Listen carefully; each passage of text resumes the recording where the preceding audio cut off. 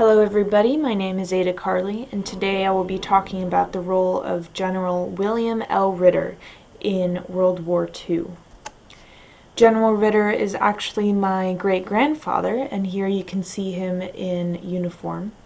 General Ritter was born in Hartford City, Indiana, and he attended the Culver Military Academy in Culver, Indiana. World War I started and he enlisted in the Army in June of 1918, and he first saw combat at the Battle of Belleau Wood alongside the U.S. Marines. And the Battle of Belleau Wood was fought in France along the Marne River, and it was in this battle that my great-grandfather served as an artillery spotter, which meant that he directed the fire of artillery and mortar.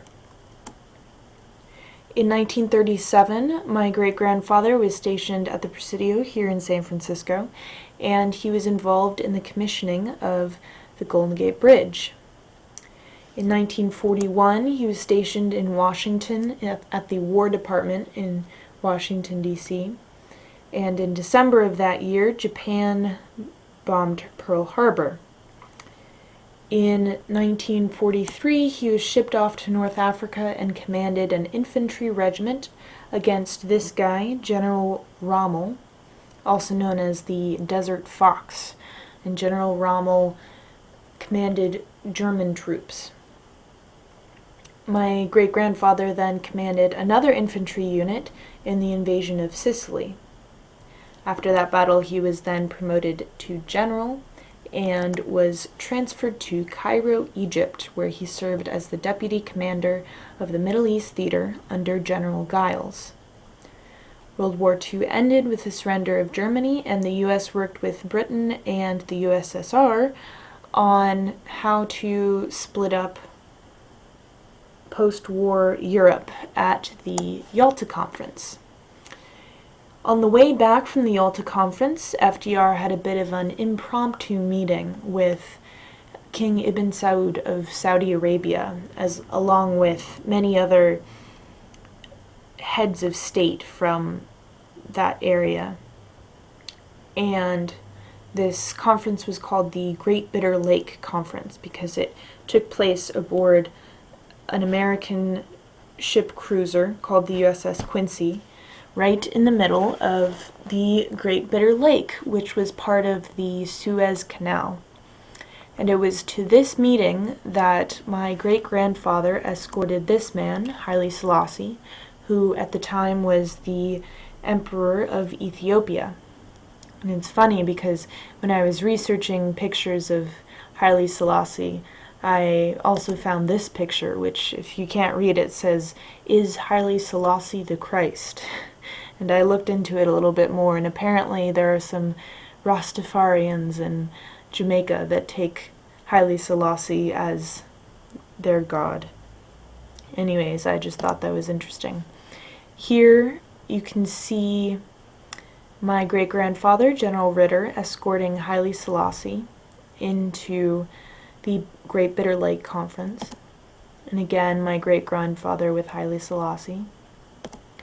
And here you can see Haile Selassie meeting FDR, and to the left of the president you can see his daughter, who was accompanying him on that trip.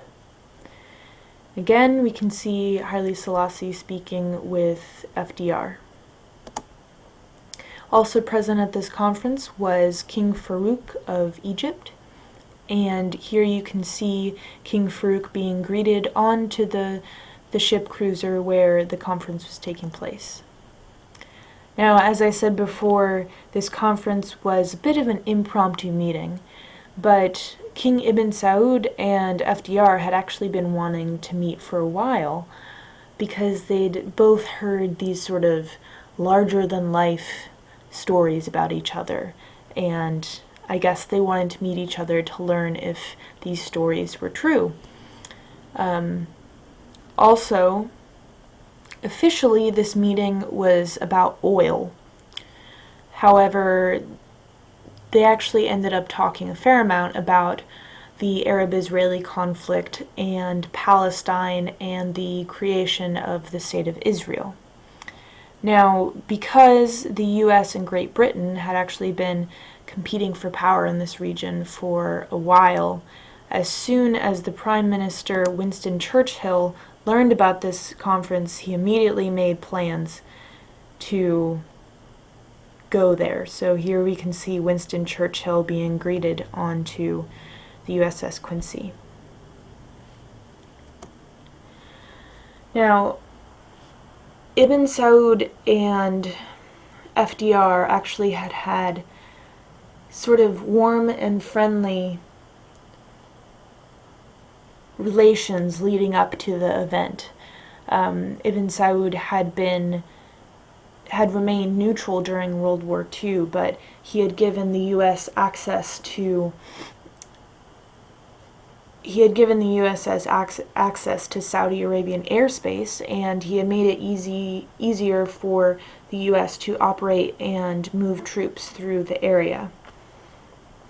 And so here you can see Ibn Saud presenting the president with all these gifts of beautiful tapestries and rugs and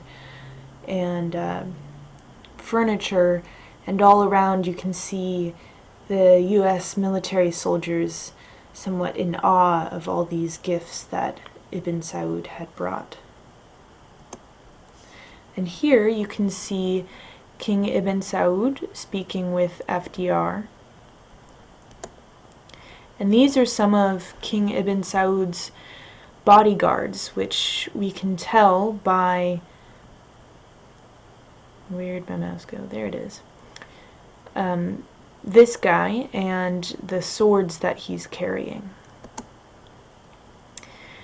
After the war, my great-grandfather was actually the head of the ROTC program at UC Berkeley.